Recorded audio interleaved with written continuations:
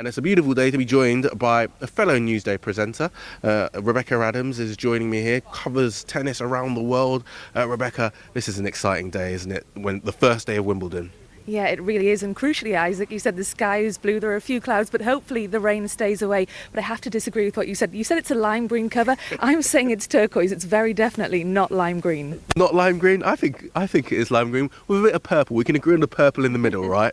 Let's just go with green, shall we? Yeah, let's go with green. Let's look at the day's action on centre court. We're going to be seeing the men's champion from last year, Carlos Alcaraz. He's going to be taking on the Estonian qualifier, Marc Lejal. Last year, Alcaraz won the Wimbledon title. It felt like it was a bit ahead of schedule, you know. Rafael Nadal, it took years for Nadal to win that initial Wimbledon title. Alcaraz, he's been compared to him a lot. But he managed to do it quickly and no doubt less against Novak Djokovic. What are his chances this year?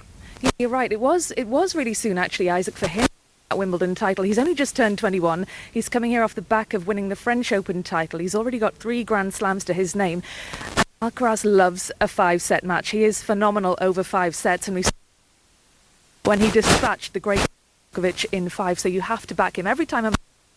You know that Carlos Alcaraz has more in the locker. So definitely don't write him off. He's got a pretty decent draw as well. Apart from perhaps Tommy Paul in the quarter-final or Casper Ruud, it looks pretty much plain sailing for him until the final. Until the final. I mean, Jannik Sinner, I believe, is on the other side of the draw?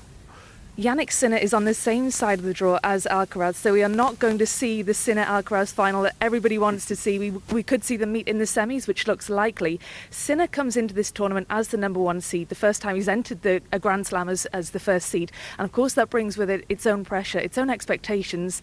He is world number 1, but he's got a really tough draw, especially if you look ahead to the second round. If results go the way we expect, he could come up against fellow Italian Matteo Berrettini in round 2, and he is a Wimbledon finalist. He reached the final in 2021, and he's a very dangerous grass court player, so it's going to be tough for Sinner. In terms of, obviously, Jannik Sinner, he's had an incredible year, but how do you think his game works on the grass court? He should have the edge over Alcaraz on the grass, that's for sure. Alcaraz is a clay court specialist, phenomenal on the clay.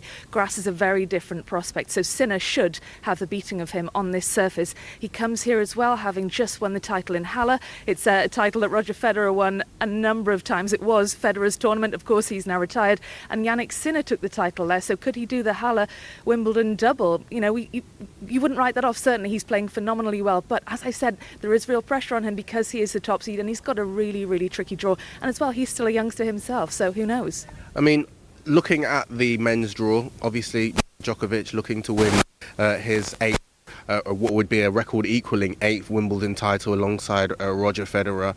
You've got Alcaraz and you've got Sinner. Are there any players who you think might be able to wrest the crown of these 3?